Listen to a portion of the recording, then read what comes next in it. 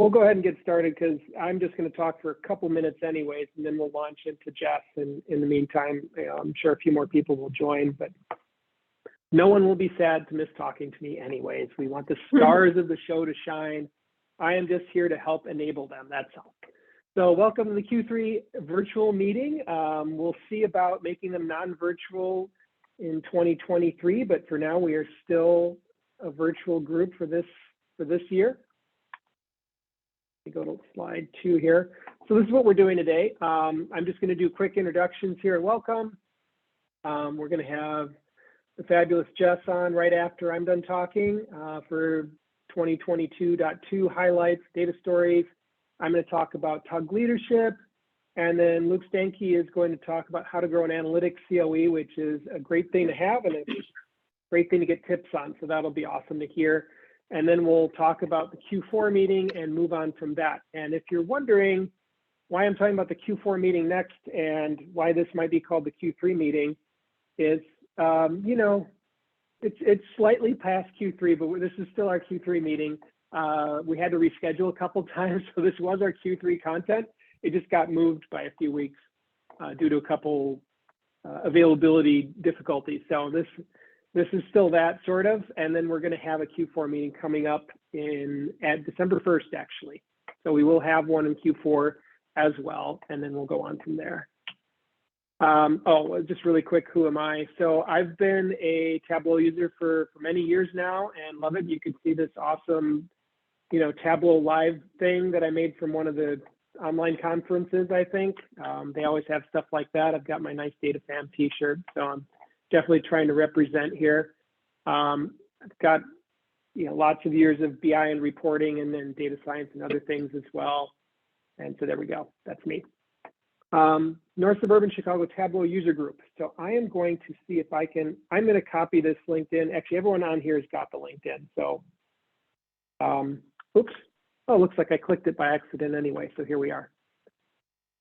Yeah, so you all probably got to this meeting through the LinkedIn anyways, so you've already been here. But what I would say is if you're an interested Tableau user, so LinkedIn group, if you're an interested Tableau user and interested in using the user group and making it better, if you've got something interesting Tableau related, post it anytime you want here. Lots of times there's me here, something for Kevin Ford posted, which was kind of cool, the Discover BI group. They just did a viz in Tableau of the group, and that's kind of neat, but sometime you could see, I don't know what this one is. This one's an ad related to analytics and Tableau, which is fine too. But if you got anything Tableau related, or even just a viz that you think is really cool or that you think people would find use in, go ahead and post it here. We want to make this as collaborative as possible for sure. So I'll get to that later. So with that, we'll talk about TUG leadership later. But if people want to, be involved, if they don't want to be on the leadership committee, but they just want to, if you have an idea for a session or a new idea on how we can do things, or hey, it'd be great if you did more viz challenges or whatever, let us know. Post it on LinkedIn. You can contact me directly. My email is here. I'll put it in the chat. You can contact me through LinkedIn. That's fine too. But any way you want to let us know. If you've got new ideas, fresh ideas to bring into the user group, I'm all for hearing them. We want to make this as alive a community as possible. So, and as interesting to people as possible. Like that analytics COE session's coming up later. I think, I'm really interested to hear that one. And the updates from Jess, like all those kind of updates are always, that's core stuff. Everyone's interested in that. But I think the analytics COE will be great too. And then, we want to have sessions that are of interest to people. So any new ideas are always welcome.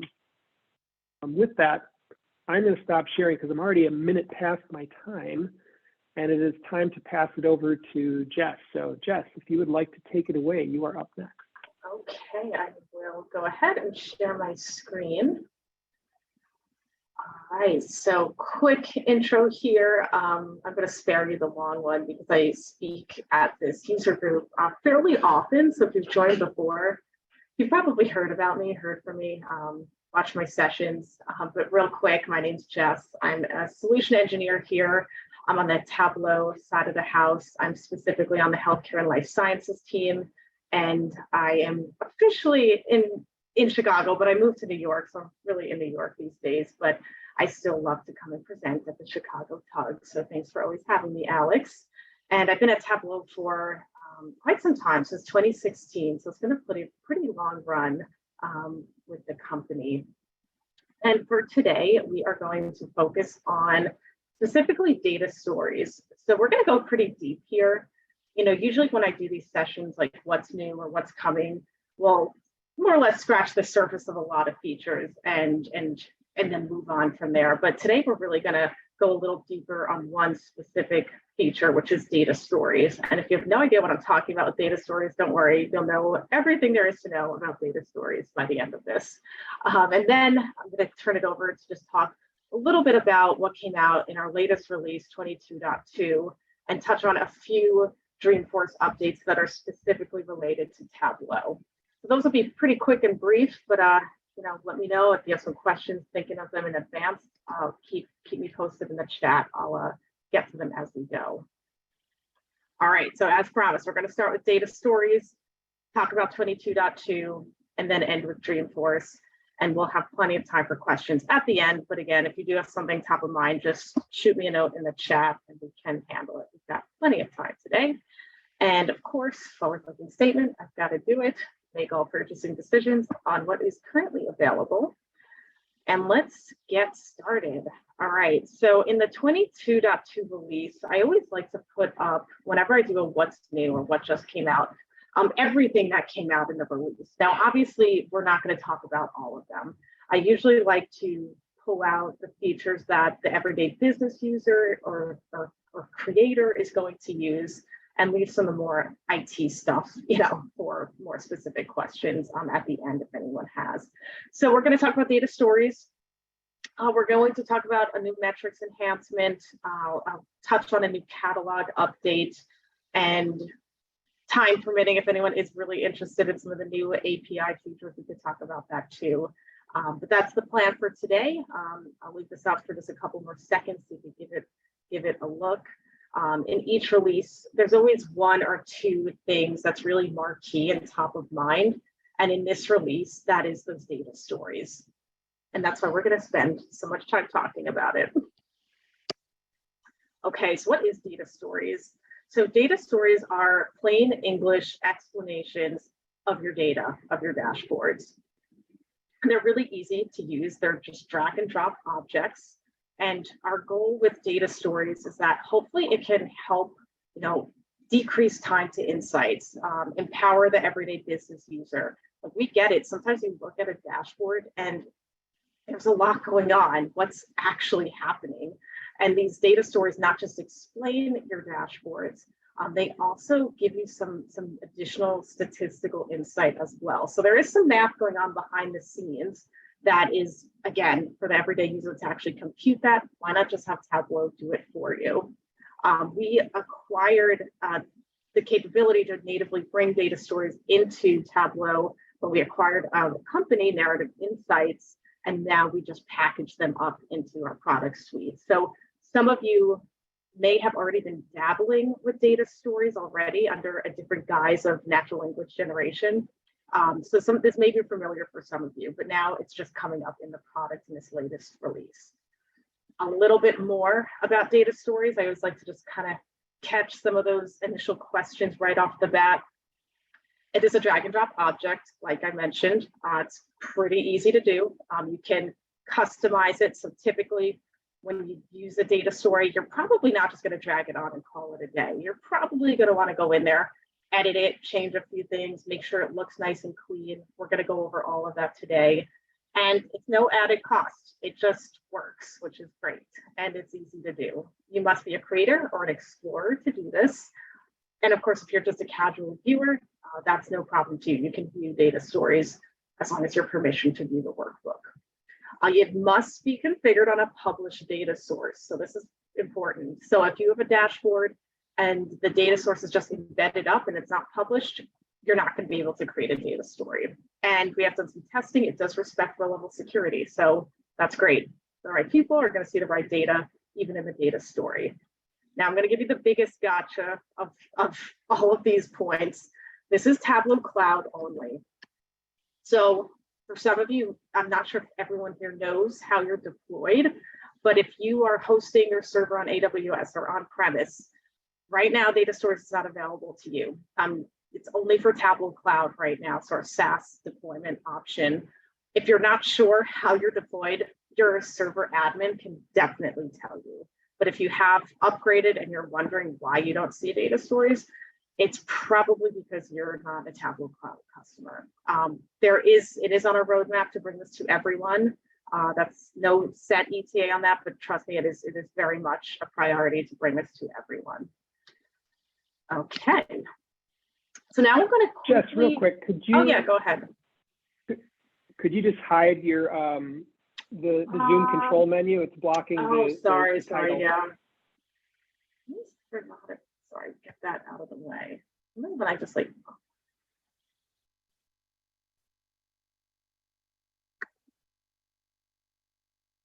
Sorry, guys. I'm just going to push it. I don't know if that's better. I don't know. Is there a trick for getting this thing like now minimized? I think that's better because now it's at least on the bottom. Okay, sorry about that. Let me. Yeah, I think that's as low as it can go. Oops. Okay. All right. Sorry about that. I think bottom's better though. I agree. I'll just get that. Okay. Thanks, Alex. Okay, so I'm going to quickly go through the steps that's required to create a data story. Then we're going to look at finished examples, then we're going to make one ourselves. And the reason I'm taking a little extra time here to go step by step is because some things are pretty obvious, but some things are not as obvious. So it's worth explaining. And we'll start at the very beginning, which is, first off, we need to choose your worksheet. So this is one of the gotchas to be aware of as well. When you drop on a data story, it doesn't just explain the entire dashboard. So let's say you have 5 sheets. It's not going to pull explanations from each sheet. It's only one story per sheet. So if you want a story for all of your sheets, that's 5 separate data stories. Next thing, the other little gotcha is that it is 2 dimensions only. So your dimensions, like categorical fields typically, it's only 2 right now. Multiple measures are allowed. We're going to see in some instances, depending on your story, sometimes it's only 1 dimension. So just be aware of that. There are some limitations as to what you can, the fields you can write a story on. So you'll have to be somewhat selective with what you want. And then we'll move on. And then we'll talk about selecting the right story. So Tableau will typically default to what is the best fit. And that's usually going to be a discrete or continuous story. So discrete, think about that like string fields, categories, usually whatever is a bar chart or columns, that's probably going to be discrete. Think about blue fields, blue pills. And when you configure a discrete story, you're going to get information around trends, outliers, relationships. Then we have continuous, and this one should be pretty self-explanatory. Data over time, time trends, line charts. This is going to give you explanation around performance, volatility, changes. And then we have percent of total, which think donut charts, pie charts, proportions, and then scatter plots, correlations, distributions, outliers. Honestly, these 2% of total scatter plot, I have not dabbled with them yet. I haven't really seen them used as much. I think we're mostly going to be playing in the discrete and continuous space, but just be aware that those are there. Okay, and this is where we would think about configuring the data story. And this is where some things, there's kind of a lot of options it can feel at times. So we'll just move through each one. And then when we make a story ourselves, it should make a lot more sense. So I usually go top down on the narrative tab. I'll start there. We can configure how much verbiage do we want to give people? How far do you want to drill down? The biggest thing here is I always update my dimension terms. So for example, if you bring in a medical device, it's going to call it an entity. Obviously, we want to update that so it's obvious for our end users. So pretty self-explanatory here. Characteristics also pretty straightforward. It's essentially just formatting your numbers. If we're talking about money, I might want to make that a currency. And then you can also assign meaning. This is probably one of my favorite things about data stories. So let's say, profit, high profits are good, but days to close is bad. And then the data story can have that jump out to you in color and bold. So that's where you do that on characteristics. And then we have the analytics tab. Now this is, I'd say for me, probably where it's gets a little bit more opaque. Now, Tableau really does this for you. It checks on the type of analytics that fits your data. And typically I just leave it defaulted, but it is worth knowing what is going on in there. So, correlations. So are certain products often bought together, clustering. Let's go with the sales use case. Does a certain area buy more of a certain product? Segments, the changes in our data. I usually just leave everything turned on, but you can toggle on and off with that radio button depending on what you want your story to write. And we'll play around with that when we make our own. And then we can have drivers. Now, this can be really valuable when we want to see, what's contributing to that outcome. So counts, percents, individual percents. Maybe I want to see what are the top 5% drivers to sales for a campaign.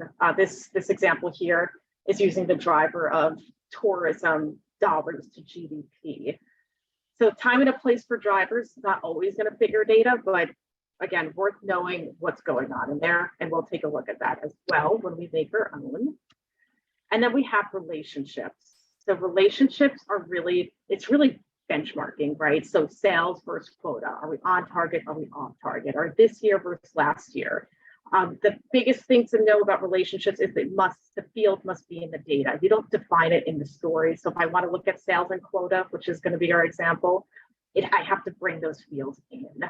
And this would be a use case where you could only have one dimension, one discrete dimension. So we can't have two.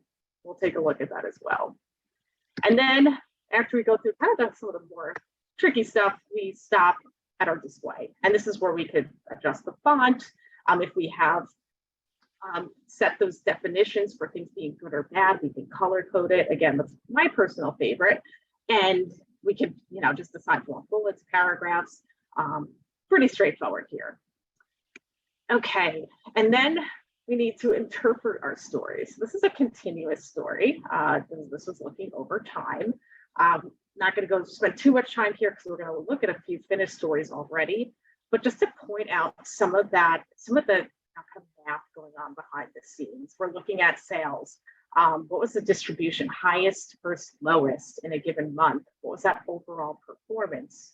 How much did it increase? What are some of those segment insights? How much did things change and by what magnitude, in this case, months? And what is that linear fit? So again, this would maybe be a story where, hey, maybe I don't want a trend line. Maybe I do. We can decide. And that's what we're going to do when we do our live demo, which is really what we all come for, right? It's always fun to see it in action and get out of slides. So we're going to take a look at a few finished examples. I'm going to give you two finished examples, and then we will make one on our own. I just wanted to make sure I didn't miss any questions. Okay, how do you get the option of the data story? Yeah, I'll show you all that when we get there. It'll make more sense.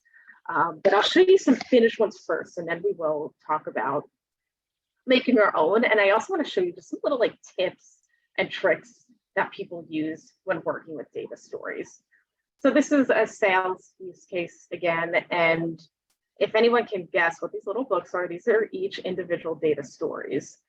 So this dashboard, it was done in a clever way where he wanted a data story for each sheet. But as we know, data stories, it's one story per sheet. So now we are looking at a data story for our sales reps activities.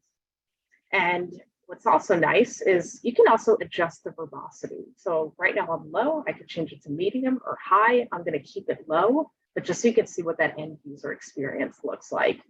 And from this story, again, I'm not going to go too deep here. I can see who was my highest earning rep. but who stood out for market share? What was that skew across my different reps for market share? That it's interesting. Here's some of that math coming into light that I would never catch this otherwise, just looking at my dashboard. But the top 8 reps combined for 28% of my total revenue, which means I think we have a lot of people falling behind in our territory. And what this dashboard has that's kind of nice, it's using buttons to pop in and out. That isn't specific to data stories, it's just a way you can use buttons. But it's nice to have that interaction. You can show it or you can hide it. Let the end user decide how much detail they want. So we have this type of pop out for each sheet in each data story. Okay. And the next story we're going to look at is one where the story is just front and center. We're not hiding it. It's going to be right there. And whoever looks at this dashboard is not going to miss it. We're going to take a look at that one. This is a profit sales, pretty similar. And what we haven't really explored yet is that the data story is interactive with the dashboard. So let's see what happens. Again, a lot of verbiage here. I'm not going to read it all because this is kind of a lot, right? It's a little too much detail. What I really want is I want to filter my story as I interact and click through my dashboard. So let's say I want to take a look at tech supplies.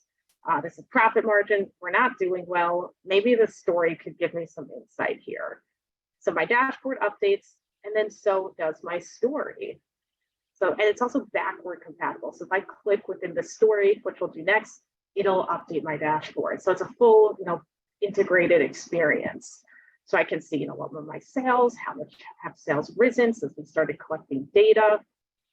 I have information around profit ratio for the 24 months. When we have the biggest decline, that's tremendous. That might be a data issue. And I can see that there's actually not any correlation between these dates. So that's interesting. But we did trend upward in the final months. So that's good. That's because I assigned meaning. And here's where we can do some of those clever tricks where I'm looking at this data story, high level categories, but I can just as quickly flip over to the individual products. And now we're getting a little different view. Now we're starting to see that color coding come into play. So my eye is immediately drawn to where I see green or where I see orange. Obviously green is good, orange is bad. So if I was, on this team and I was trying to figure out why profits are so bad, I would probably be looking at these digital printers and this medical computer console. Sales have not been great lately. I need to figure out why. And again, here's some of that, there we go. I was gonna do a quick copy of my verbiage. So this is another nice little feature. You can also copy the text. So let's say, I see an insight, rather than typing it out, I could just copy it. I could throw it into a comment or Slack it to someone, and it's gonna grab all of that. Should work here. All of that text. It's not working, but it does. Let's try it here. And this is where we were talking about earlier about the augmented reporting. If you could just, there we go. If you could automate it with data stores, you can just pull out these insights right from your story, which is really handy. This happens to be a very long one, so I'd have to abbreviate it, but I think we get the idea. Okay, so now that we've looked at a few finished examples, why don't we go ahead and run through what the process looks like to get here and create a story. Well, I'm getting now just any questions. I don't think I saw any come through, but Alex, let me know if I'm missing any questions as they come through. Okay, so we're going to edit this dashboard that's already created. We've done the hard work. We've made the dashboard. It looks great. But what I would love is for my end users to have the explanations, those data stories, just to pop it open, see what's going on, real quick explanation. And that's what we're going to do right now. We'll go ahead, we'll go to web authoring. And here we have the data story. So it is down here. I know it's really small, although too much zooming in. All the way at the bottom, it kind of looks like a little book. And that's what we're going to grab. So I'm going to bring it in floating because I'm not really sure what I want to do with it yet, but I think I'm probably going to keep it floating. And now we get a pop-up box. So this is where we configure the data story. So when you drop on the data story, you should immediately be prompted with this dialog box. And this is where you choose the sheet. So I'm doing something a little different here. One of the, how do I call it, a tip or a trick, but I guess it's a tip if you'd like. So sometimes I might want to have insights or explanations about data that's not on my dashboard, or I don't want to clutter my dashboard with another sheet just because I want to use it with my data story. So what I've done is I've created a hidden sheet, or I'll call it like a shadow sheet, which is my data story, which has just a little bit different information. It has everything I want for the data story, which is I'm going to look at sales reps. I want to see their quota. I want to see how much sales they've done. And I want to see how long on average their opportunities are open. Now, if you look at these sheets, we have that information, but they're all in separate places, which means I'd have to have 3 different stories, which isn't what I want. I really just want one story that covers all of those areas. So I'll just come back to that. So that's where I have this data story sheet. It's a mess. It's okay. It can look as horrendous as you need it to be because it's not doing anything. I'm just dragging that onto my dashboard. And it's here. I promise it's here. It's just absolutely tiny. There it is, 1 pixel by 1 pixel. And that's what I'm running my data story on. Okay, just a little aside there. So I'm making it very obvious for myself. This is my data story sheet. And now let's continue on. And we are going to keep both dimensions. We're going to do 2 different versions of this. We're going to do a discrete and a continuous so you guys can see the difference. But we're going to keep the first one as a continuous story because we have that date field. So it's going to look at it over time. And there we go, continuous by default. That's fit. And we're going to say, okay, let's write this story. And it might not have liked that I went back and forth. So I'm just going to run through that real quick. Data story. This will be really fast. So this part is actually really quick. I mean, that part takes just a couple seconds. Now, a little bit annoying thing is your data story comes through transparent. So I typically always have to come here to layout and just give it a darker background so you can see it. Just one little thing there. You'll probably all run into at some point. We'll make this nice and big, and then let's check out what's going on here.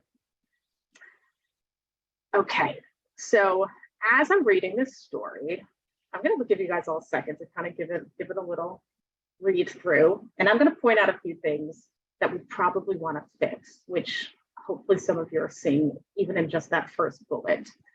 Well, for one, average age of an opportunity. How long has a deal been open? There's no way that's 24,000. So what happens, another little gotcha with data stories, is even if you bring on a field that's aggregated to an average, you still have to change it. So just be aware of that. There's that verbiage, an entity. What is that? Is that a person? Is it a product? We'll probably want to change that. Periods, 37 periods, days, weeks, months. We'll change that too. And then we might want to just go through and make sure that we like what we're seeing here and define some meaning for some of these metrics. So let's go ahead and do that.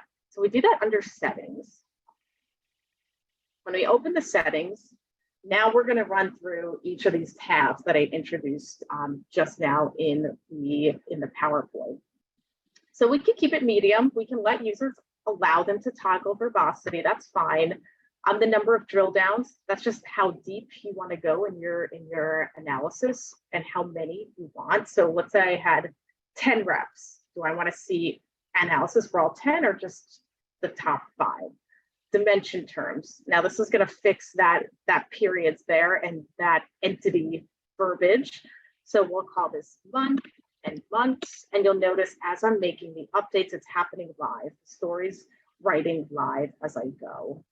I know that an entity is a sales rep, so we could call them sales rep. So we'll just kind of quickly clean all these things up. And as I'm doing it, it's nice to know that I can see what my changes look like. I also like to fix my measures. Same thing. It's going to bring in that aggregation. That works, but it'd be a lot cleaner if I just call this dates open. Get rid of those little quotes. Quote is fine, but we don't really need the aggregation in there. It just looks a little messy, and then we'll call this sales. Okay, so that's looking good. And let's move on to characteristics. I wouldn't pay too much attention to the sorting. That would just flip-flop the dates. I think it makes sense to go 20 to 23.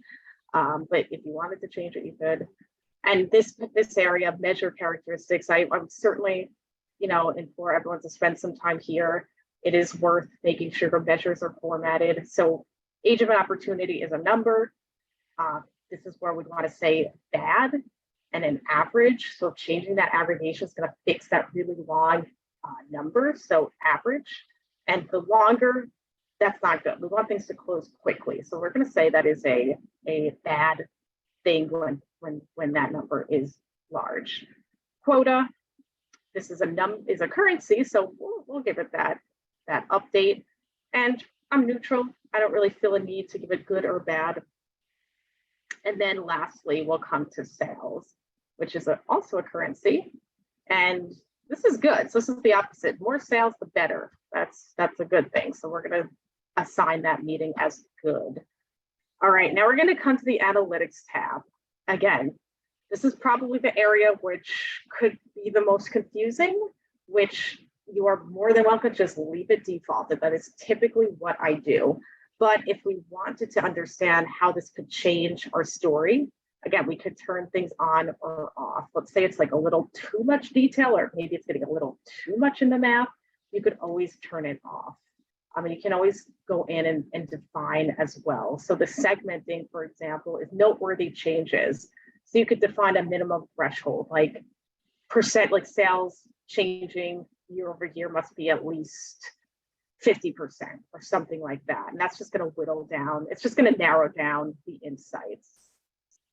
So we could set this up to 40% or so. I don't think it will make a lot of change, but just so you know it's there. But like I said, I typically just leave these defaulted.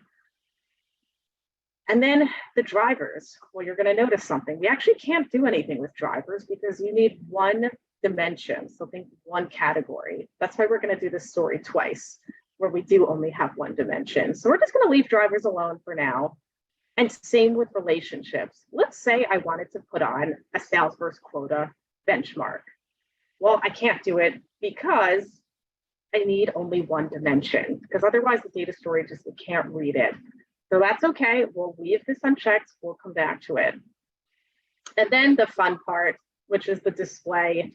I can make my font smaller, bigger, paragraphs. I'll show you that. I personally much prefer bullets. It's a little cleaner. I think that's really hard to keep track of, but it's an option. And this is my favorite part of data stories, where if something's good, you can assign that meaning. So I'll say good is green, and we could be just really obvious here, bad is red. And there we go. Our story is in pretty good shape. Let's save it. And then we could give it a quick peruse. How does this look? I see my overall performance. I see how much the distribution was less and more. That's interesting. Okay, so some comparative analysis between the reps, positive correlations. Mario's fell 5 consecutive months. Interesting. And yeah, again, we could read this for the next 20 minutes. I'm not going to do that to you guys. But as you can see, a lot of rich detail information. And we do have that little bit of statistics going on behind the scenes that honestly would be pretty difficult to pull out if you were just looking at this dashboard.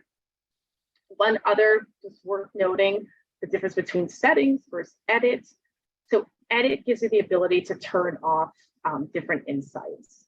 So you could even write a little note. Maybe you want people to know what this is analyzing. I could say, this story covers reps by quota, sales, and age of op. Okay. And then, maybe if I see, sometimes this happens where I make a story and I see that one of the insights just is confusing or not really making a lot of sense. Like this, Mackenzie was less than Mario. Like, I don't know. I need to investigate that one more. I'm not sure if I like it. I'm just going to turn it off for now. This one, maybe not doing much for me, so I'll turn it off. So you can turn on or off as much as you like. And you can even, again, add your own little notes as well. So we'll go ahead and we'll save that. Okay, and I'm a big fan if I'm going to have this remain floating, it's just putting that little button there. I think it's a nice touch. Then we can show and we can hide it. I'd probably give my end users a prompt like, hey, data stories are here, or give them like a little book. So people, like we just saw, so people kind of know what they're looking at. Okay, I did want to show one more iteration of that where we can use those metrics and drivers and how that looks different.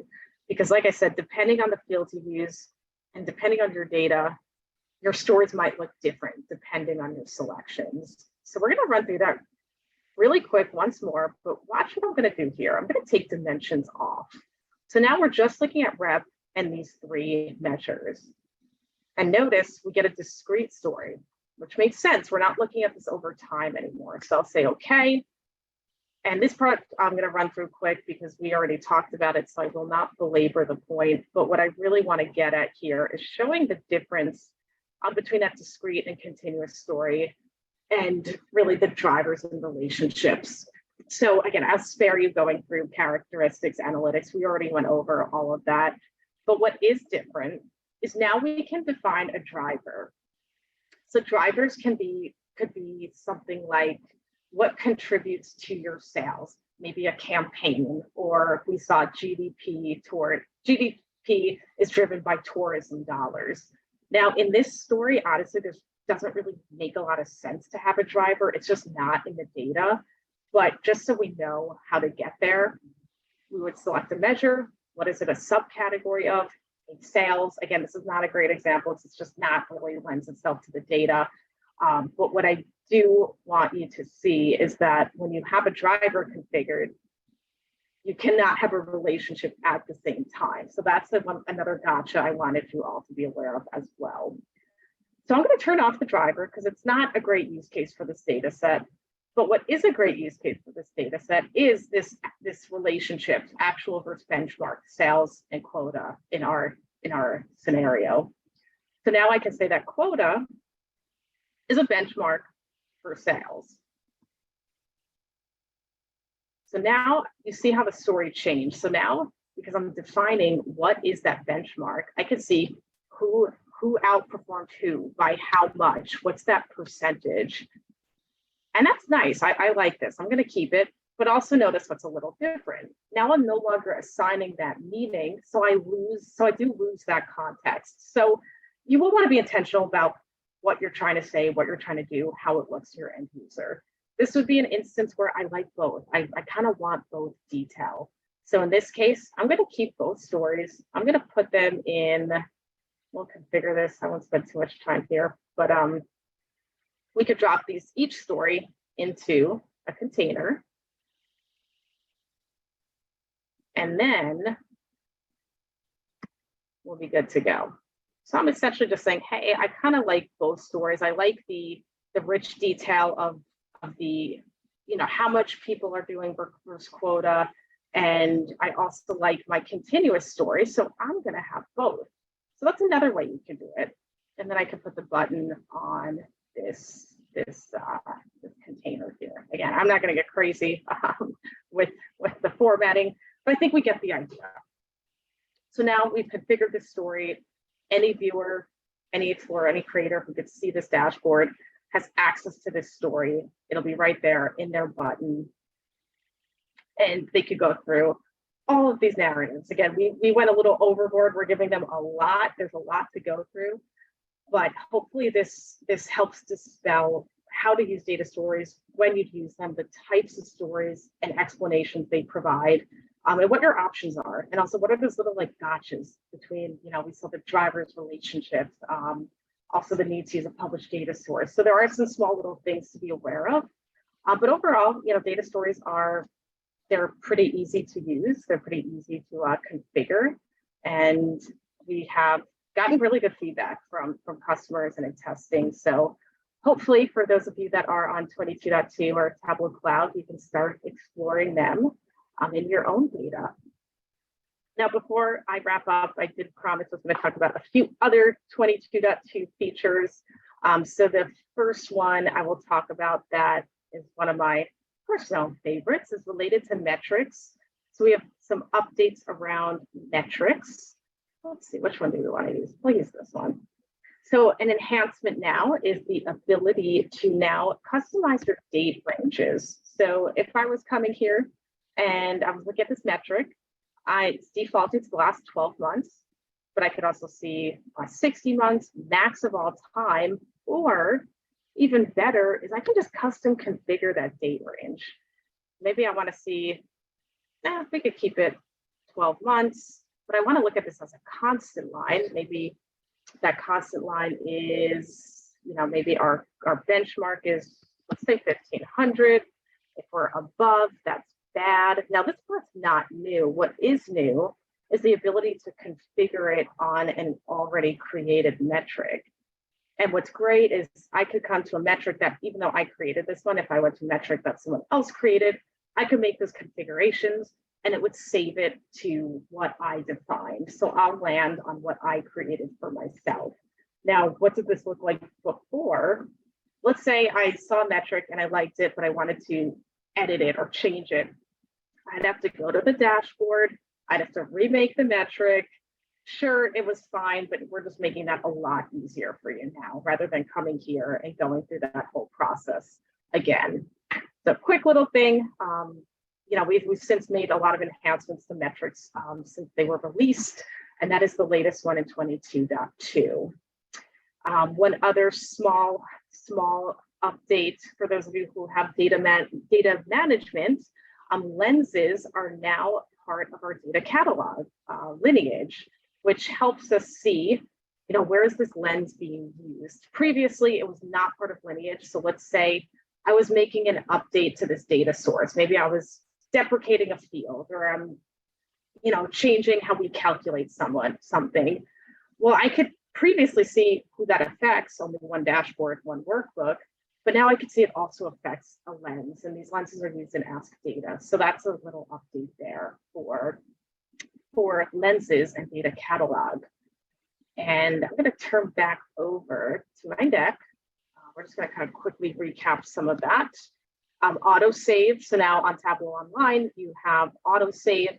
I actually use this pretty frequently. I'll be like working in a workbook and almost forget about it. And then I'll come to it and I'll be like, oh, there's my draft. So that's nice. I found that to be very handy lately.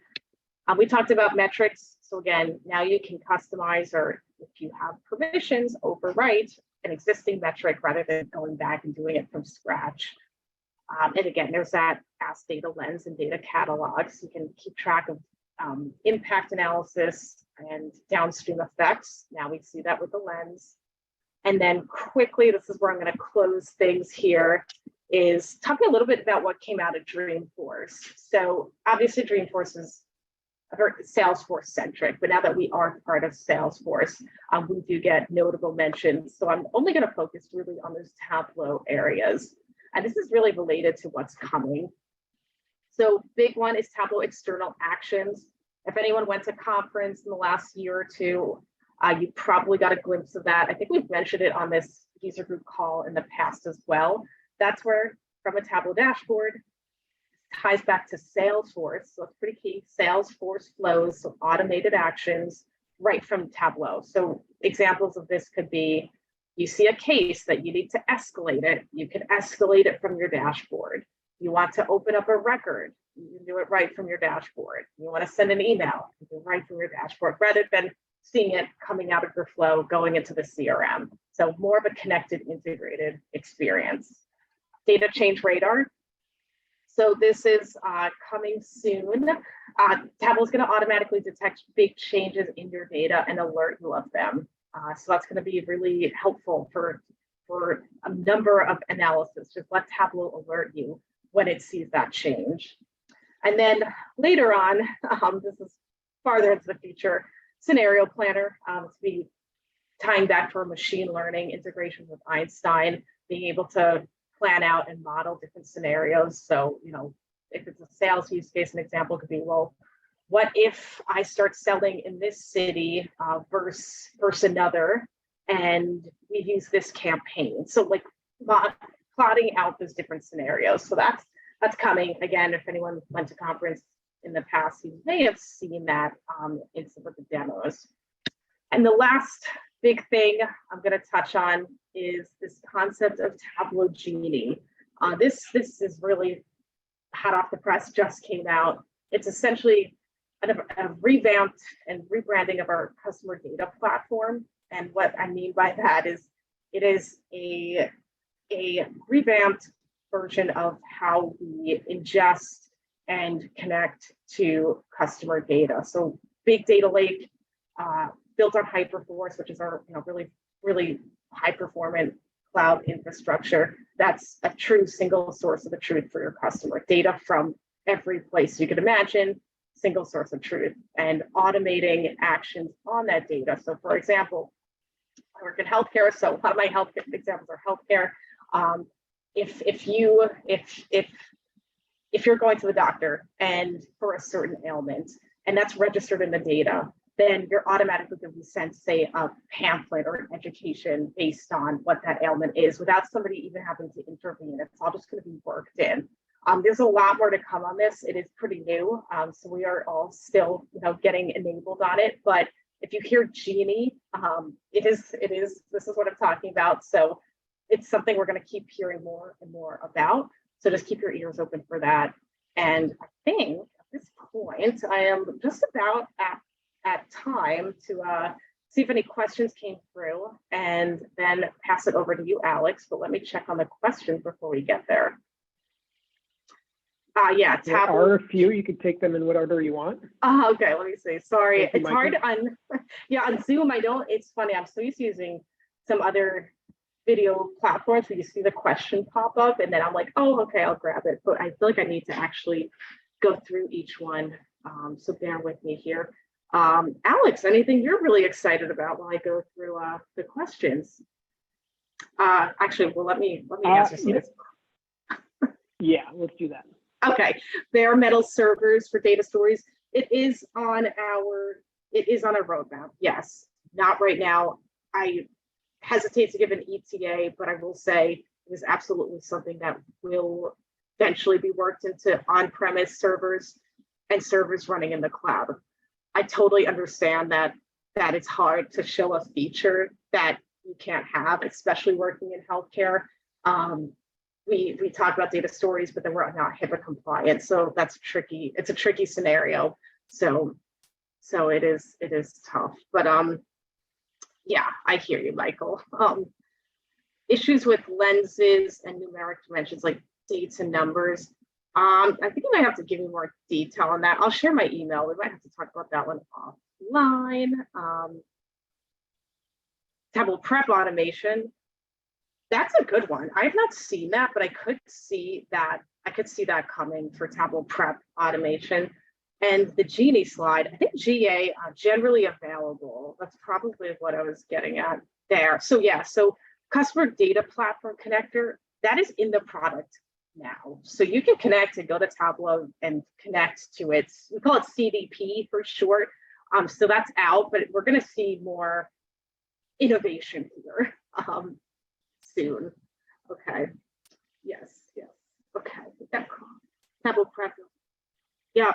So the Tableau prep and those actions is going to be very powerful. But again, it's going to take work from both sides, Salesforce side and the Tableau side working together. But when done well, it's going to be incredibly powerful. So that's an exciting one. Absolutely. Okay. Did I miss any, Alex, or did I catch them all? Sorry, I feel like I talk a mile a minute, so sometimes I miss things. Yeah. I'm just taking a look. I think you got them. Did I? Okay. If anything comes up after the fact, shoot me a note. I will also put my email for you guys if you have any other questions about anything related to Tableau. I'll put that in.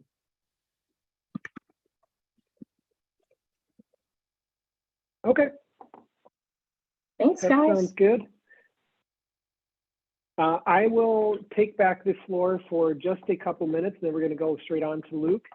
I mentioned this at the beginning, but I did want to make a call out. Now, I did post something to LinkedIn, but it hasn't been up there very long. So I'm going to make one more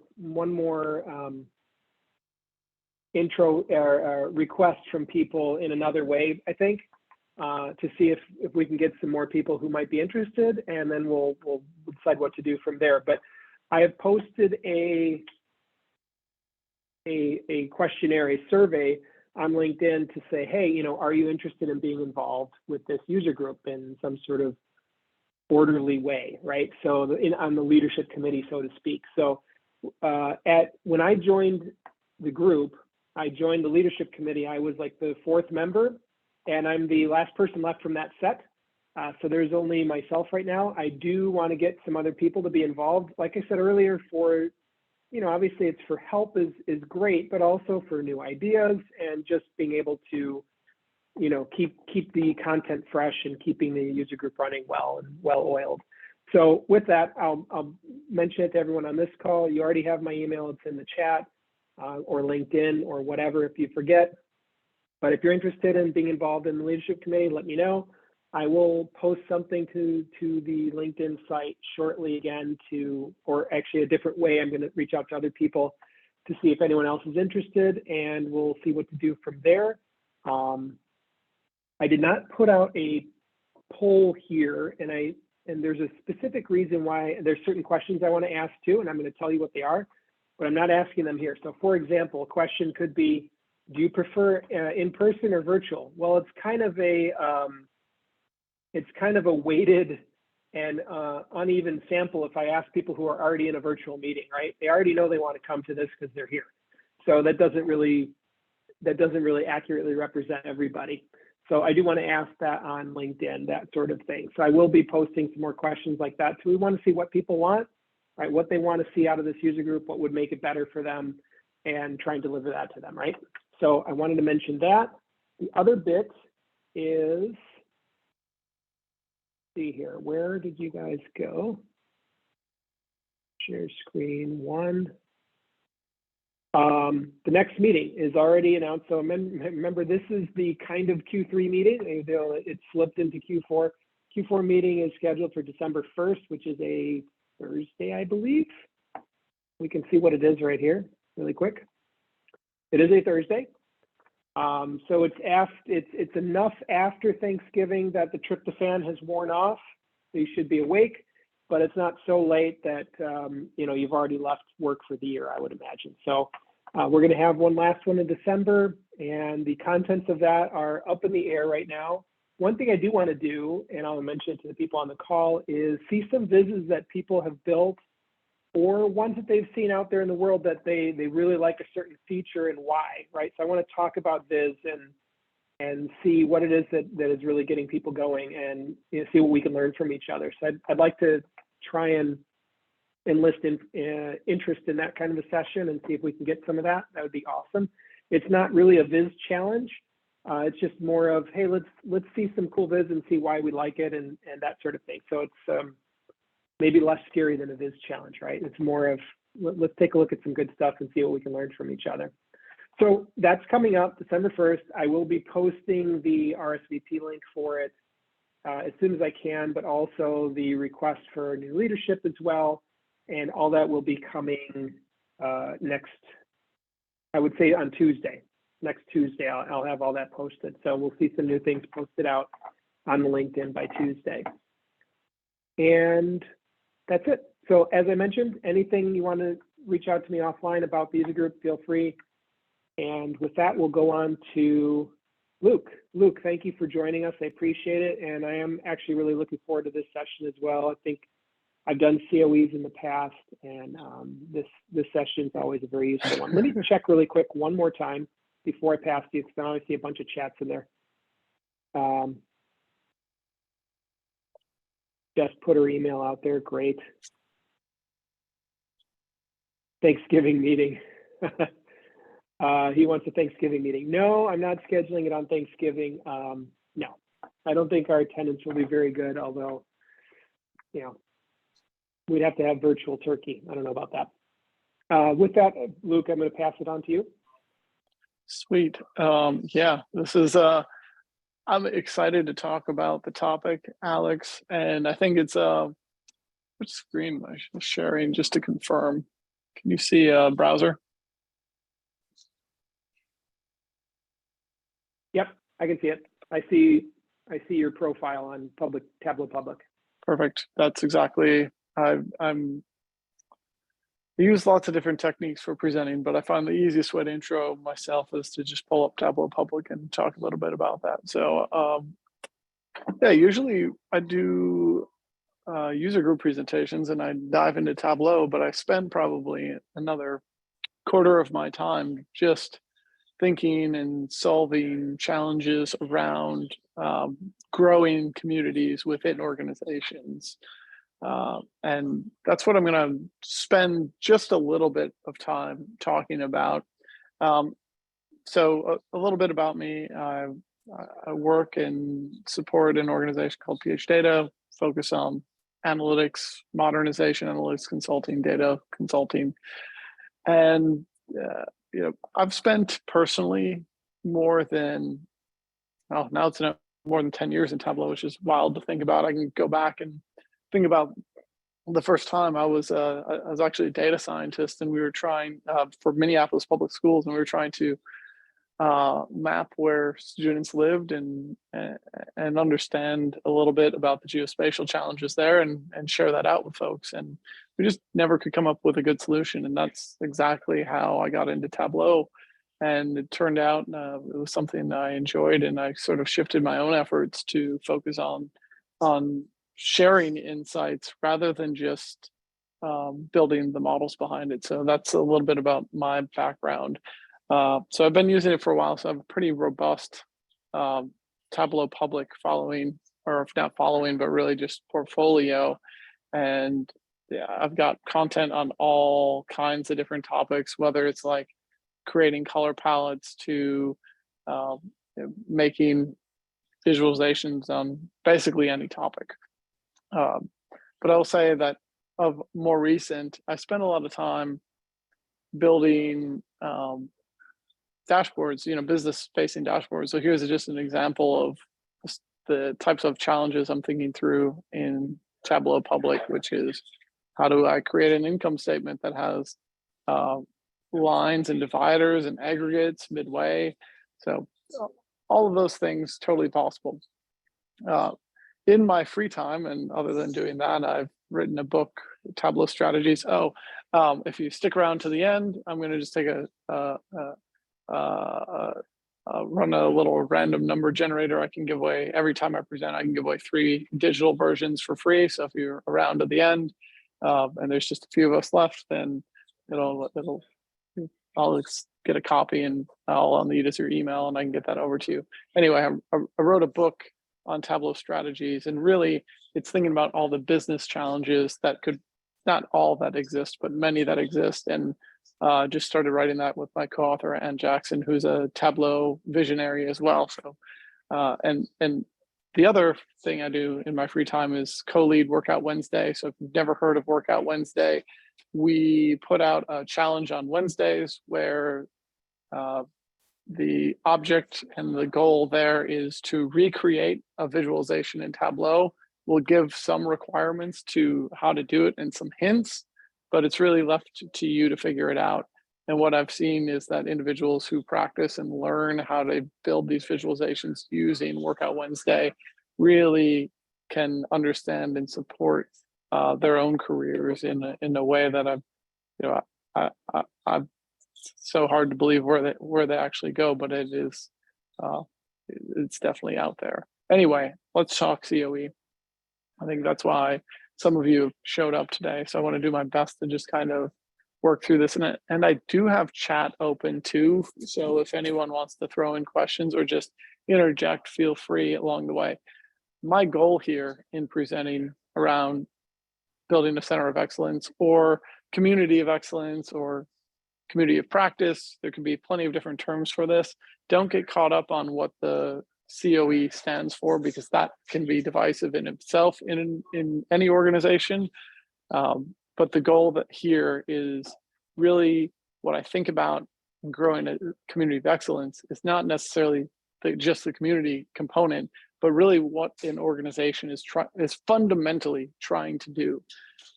So let's see if I've sort of was reordering slides last minute, which is the worst thing to do. But let's just start with some baseline for why this is an important problem statement.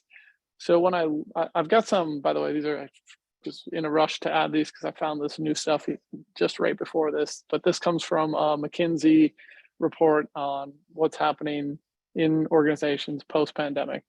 And these are mostly large organizations. So I will say that we're not capturing all of it. And there's a couple items that I think are really interesting to take a look at here, which is number one, this first question is, by the way, blue, this blue teal color is the top performers, so the top organizations through the pandemic, and then everyone else who responded to the survey. They make, they're adopting the cloud, either both in public or private solutions. And we see obviously those top decile performers adopting higher than the others. And the whole point of this article was really around the difference between the two. But when I look at this, I actually think about not just the difference here, but how low in the cycle they are, right? If we just sort of even took the average between these, which is, it wouldn't even be the case, most organizations are not well along the way. They don't necessarily, on the second question, have a common single source of truth. They don't have modern architectures.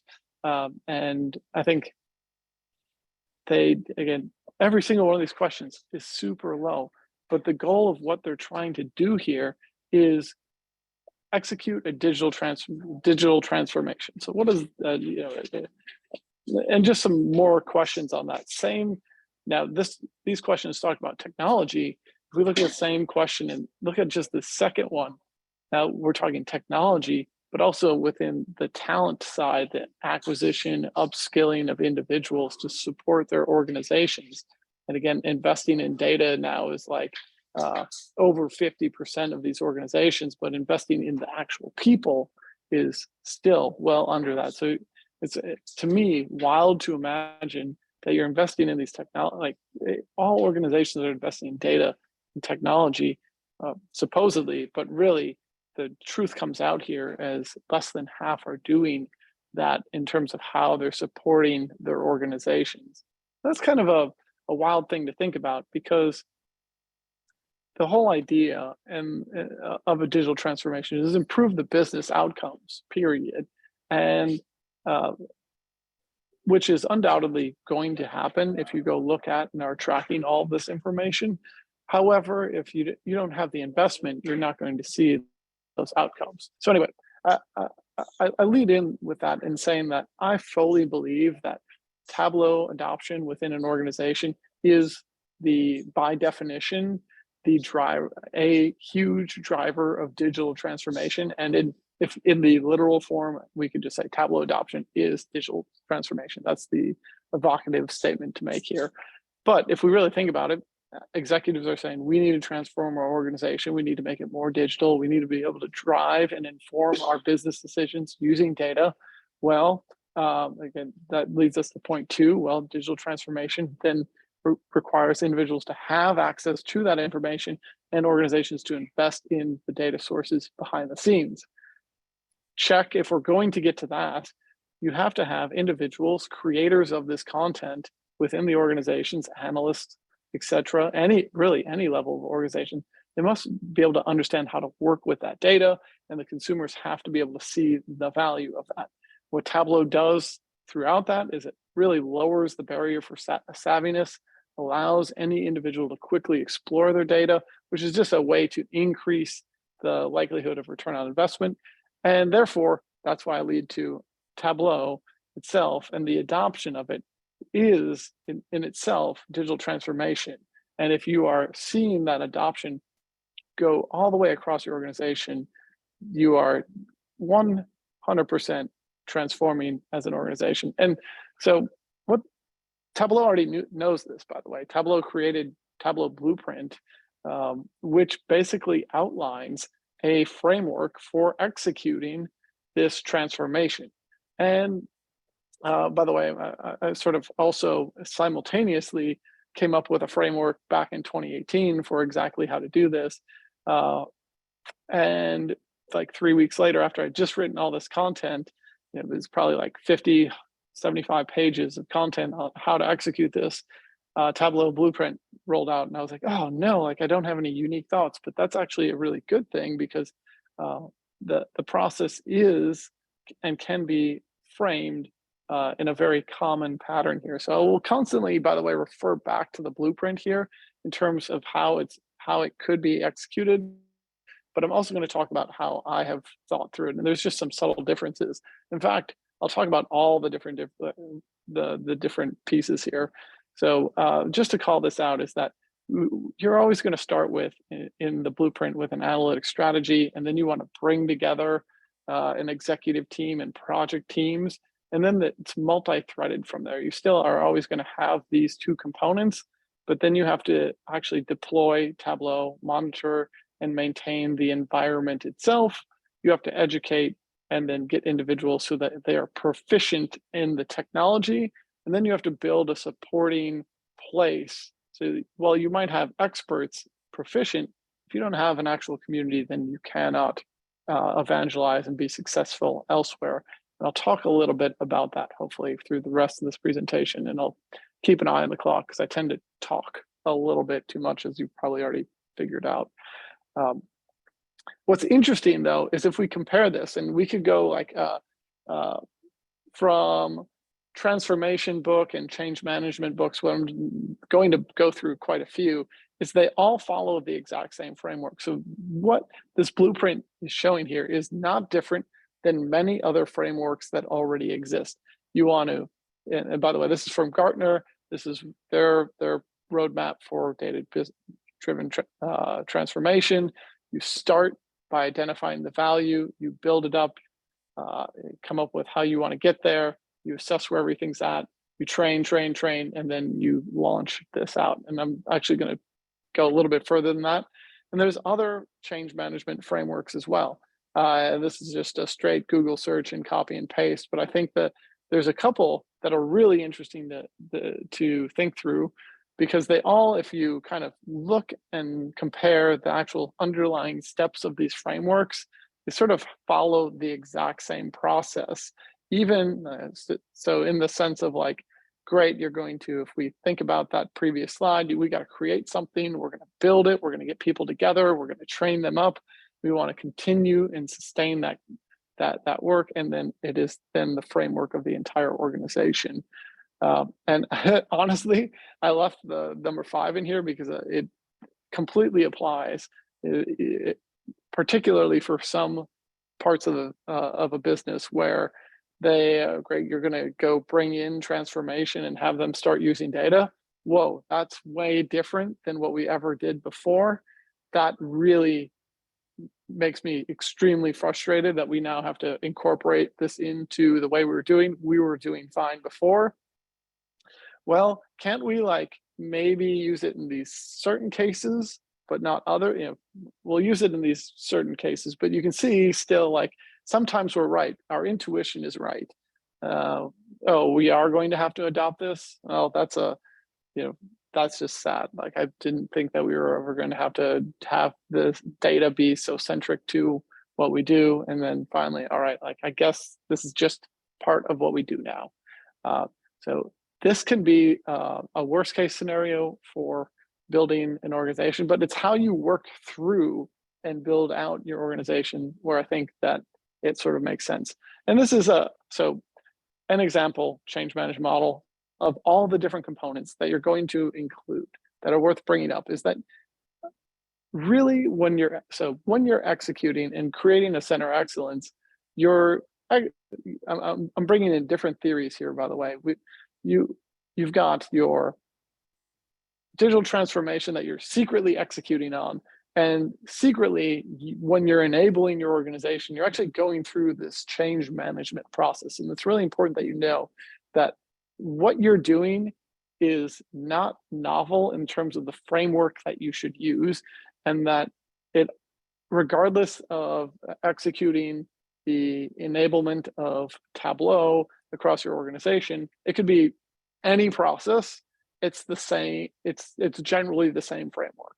So if you put your lens on for Tableau, like, and how you would start this is first, you're going to make sure your organization is ready. You're going to get your leadership together and go, all right, how are we going to make sure we're successful? What are our barriers to executing this? What does the current state look like? And then we're going to get those stakeholders together across your organization, and you're going to go, all right, who's the key people who could potentially leverage and grow my organization? Who are the executives? How am I going to manage any resistance? Let's build communication around this. Can't emphasize communication enough in the process, early, often, and on every level, and making sure that you're thinking through all the different themes. So again, if you're thinking about this, we're going to institute and grow a center of excellence. We want leadership on board. Who could we get to be early adopters that are joining the center of excellence that we're building? What is the communication that we're going to share across the organization and personas around growing our center of excellence? Let's train and get the content ready and develop that process. Really, this is just about getting the development ready. Let's build all the content we think that's going to be relevant, from the actual learning of Tableau to the how do creators interact with your Tableau Cloud or Tableau server environment, to the actual delivery of that, and then managing that and looking at, oh, what's our Tableau adoption? Where are we successful? All of that fits completely within a standard change management model. And that I fully believe that if you're executing and growing a center of excellence, you should really just think about it in the terms of change management. And the reality of this process, by the way, means that you're going to constantly be churning in cycles, and it's always a game of how can you catch up to new people coming in the organization. And it's definitely not necessarily a linear model by any means. And again, there's lots of different frameworks out there. I like to sometimes use this as an example, is that first you have to state your case for change. You have to actually go out and say, all right, this is why we're going to create this CUE. You're going to build that planning document. And what you want to do is go quantify that value. And if you don't, the organization stays as is. Great. What's your vision for how this is going to get executed?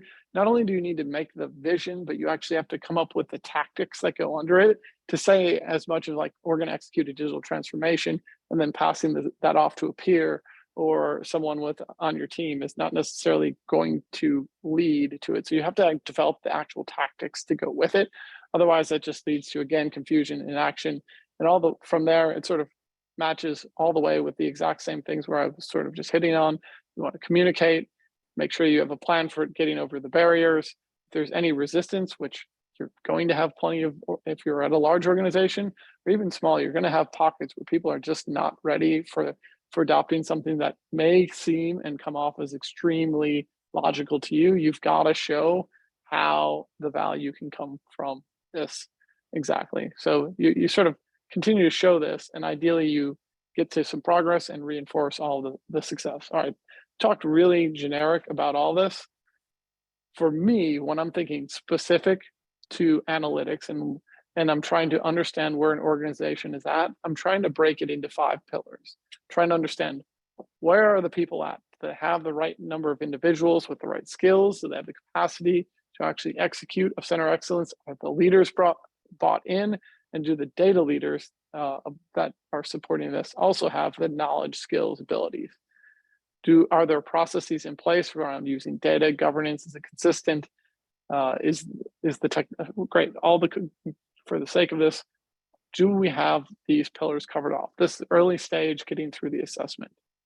All of this that I just went through, again, if we look at the Tableau blueprint, covers every single piece, this whole process that Tableau has developed, and there is so much content available. So if you're just getting started on this, highly recommend Tableau blueprint as a starting place for understanding this process. It's all built in without actually explicitly stating to this process, a change management process. So, all right, I've got 5 tips that I sort of use and try to think through early on in the in the process. Because if you're later stages, you've got definitely have different challenges in terms of how you support and continue to support. But if you're just getting started, that's what these tips are around. So number one is getting the right people in place. And there are lots of different routes that you could consider. Should it be, you've probably heard of, should it be a bottom up or a top down approach? It definitely should be a top down approach. You've got to get leaders bought in, and and create requirements around what to expect from those leaders and their level of involvement.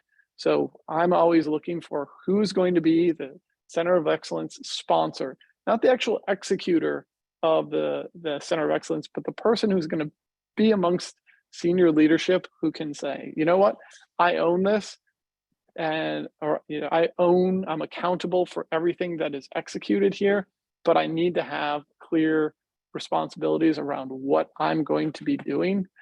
And sometimes just having a checklist around that and who's going to be doing what makes it really easy for an individual to actually own that. And the individual who owns and is accountable to it should know that they're not alone, and that the goal of this is to actually build not just that in one individual, but rather create a whole number of levels where individuals are engaged and understanding what's going on. But I always start with the leader here, because if we look at reports out of basically like how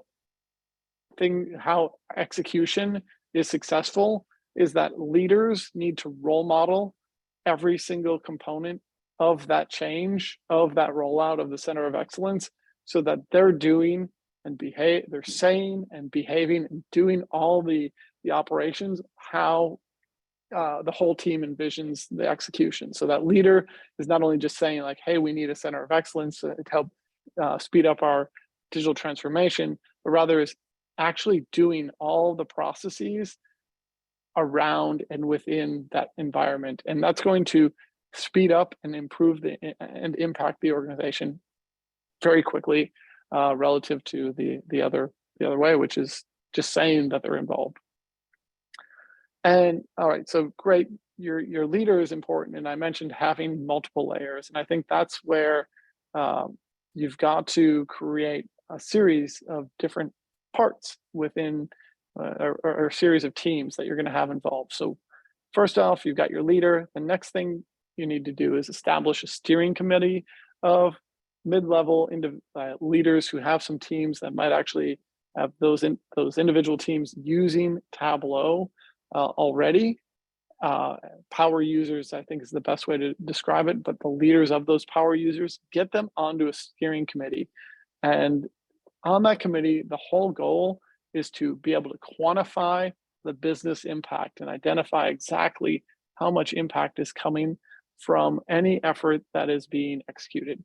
You get your steering committee together. You also are going to find those champions within each business unit where you're going to try to make early impact are the individuals that you want to get involved in the skill up and the ideation phase, because they're ultimately representing all end users.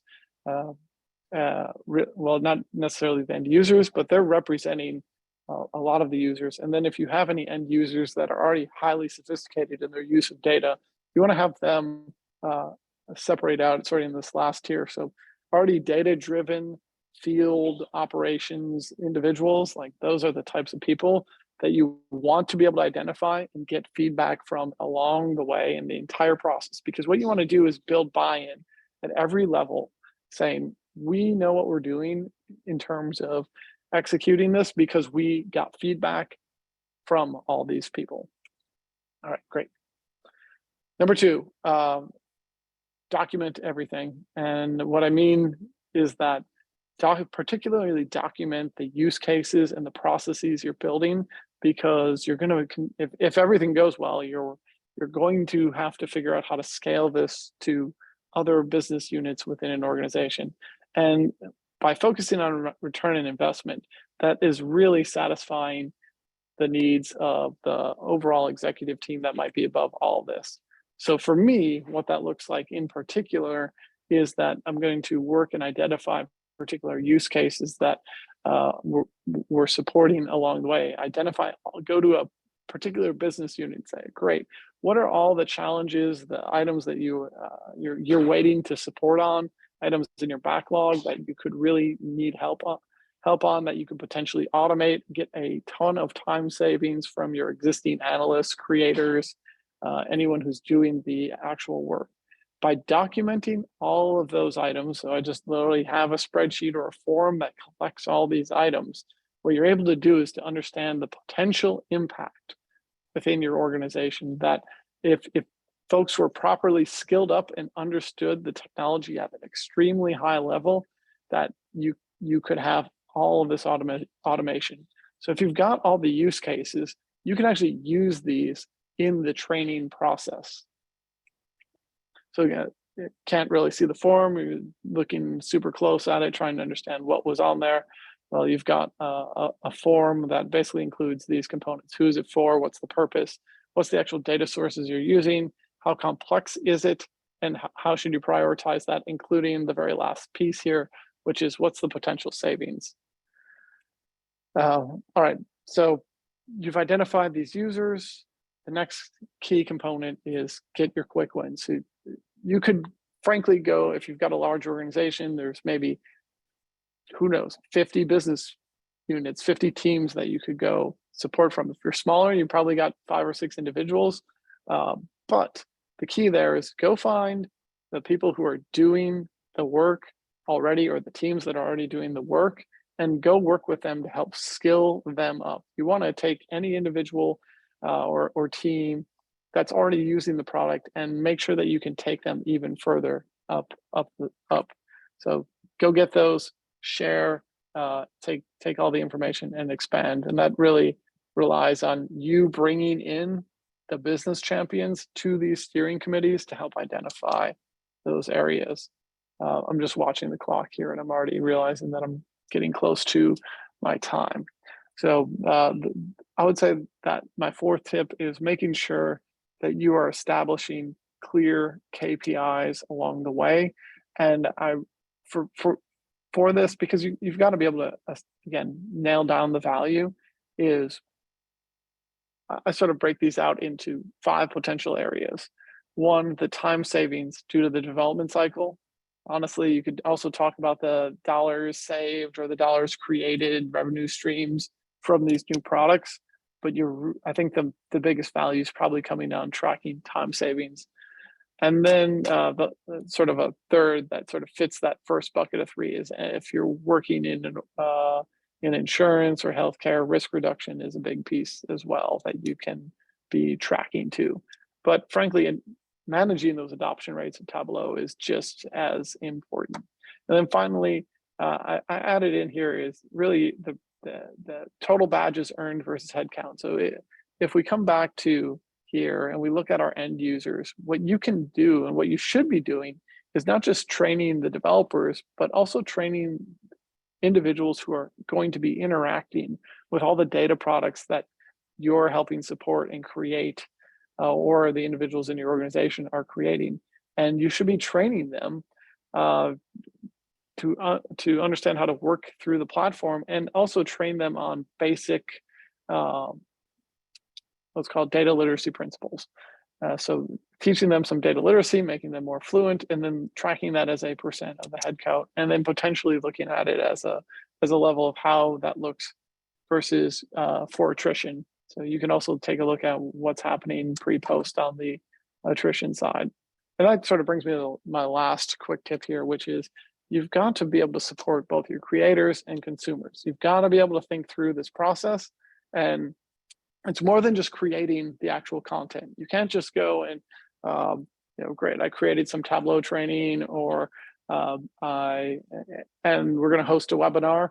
That's frankly, you're here at a webinar, but you can imagine even with your organization, if you did a webinar, then people may or may not show up. It's sort of volunteer.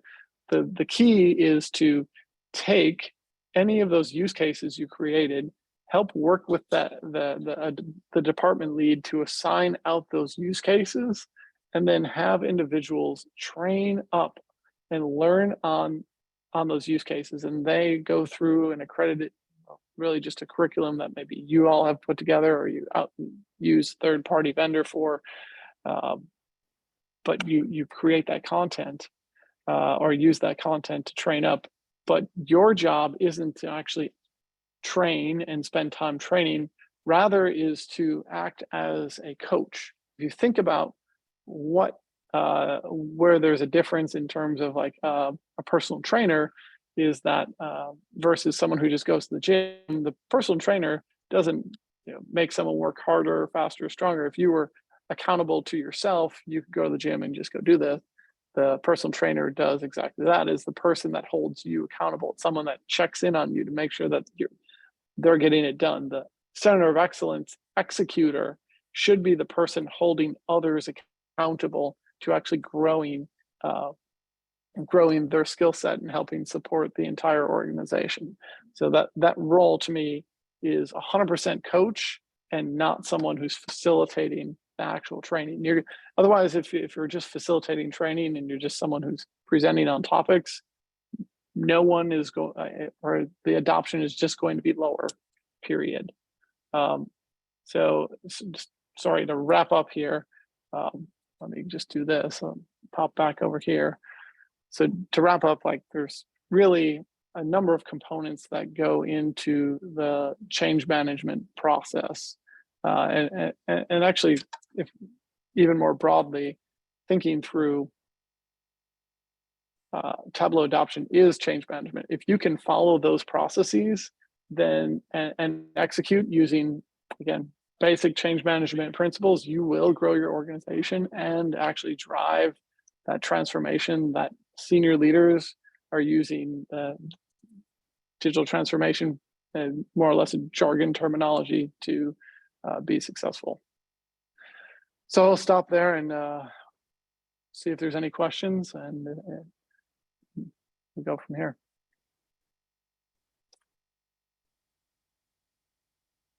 If you want, just put your questions in the chat and we'll address them as they come. And I was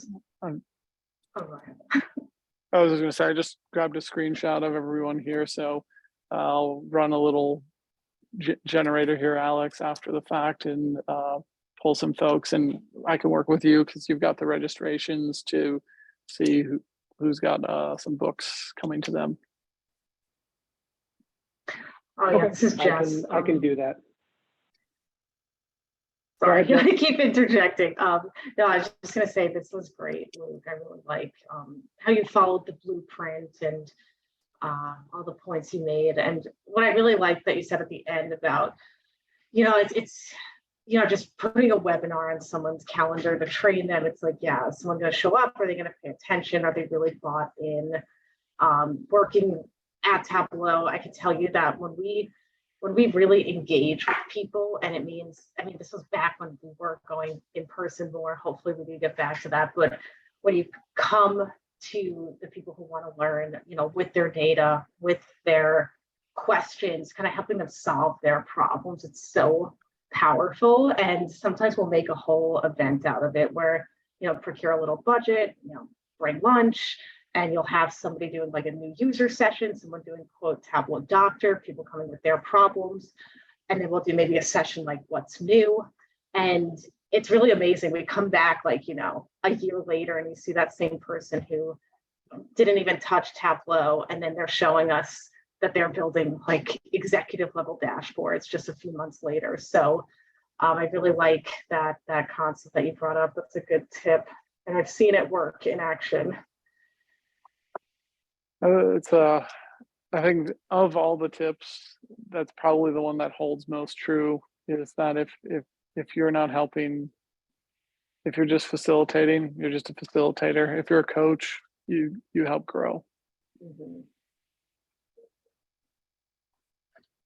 I just have one more question. So one challenge that I've sometimes see is finding those people that want to become champions, do you find that they naturally rise up, or do you feel like there's sometimes a little incentivizing needed? Like or is it just leaders in the space will become leaders and want to help people? I think it's a little bit of the latter, but I will say that there are lots of individuals within organizations that have the ability to be leaders. It does take the support of a good manager to coax them and say and show that they can do that, and kind of let them be Thrive. yeah, like allow them to feel like they're like, we all need to sit in a position where we're kind of in the, like, we feel like we're going to fail, right? You're leaning over the edge because it's unknown, but you've got to go for it. And you've got to have a really good mentor or support that's going to push anyone to do that. Because what you're saying resonates in many ways, because in most cases, I would say the person or persons that are best set to manage a center of excellence are not your best, most adept users, creators of content.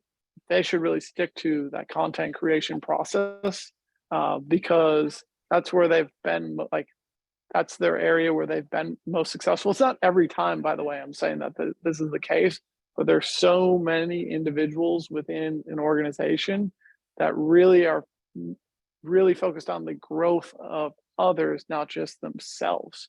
And I think if you, like, it's someone who has that ability to sort of put their own technical development aside for the sake of growing a broader community. Yeah, and with that being said, it's when you see these champions rise up, I mean, obviously it's great for people's careers to be in those positions and getting that visibility. Again, I've seen it firsthand. Analysts that, like you said, didn't see themselves as a champion, but then we made them feel like, no, you're really good, like you can help people. And then you see them helping people, and the confidence and, again, exposure it gives an individual, it's really inspiring. I think that that role can be facilitated by so many people. I do think, though, like your executive leader has to be someone that, I continue to hammer this home on this call, but it's like that individual has to be willing to model what is exactly what you want and not cut the corners in terms of what you're looking for. And when you have leaders that are bought in and modeling that, everyone quickly follows that. Versus, great if you had like take a team and you have 10 analysts that are modeling that, they're stuck in it. That amazing behavior is isolated to within that one team rather than being able to be seen across. Yeah, no, really good point.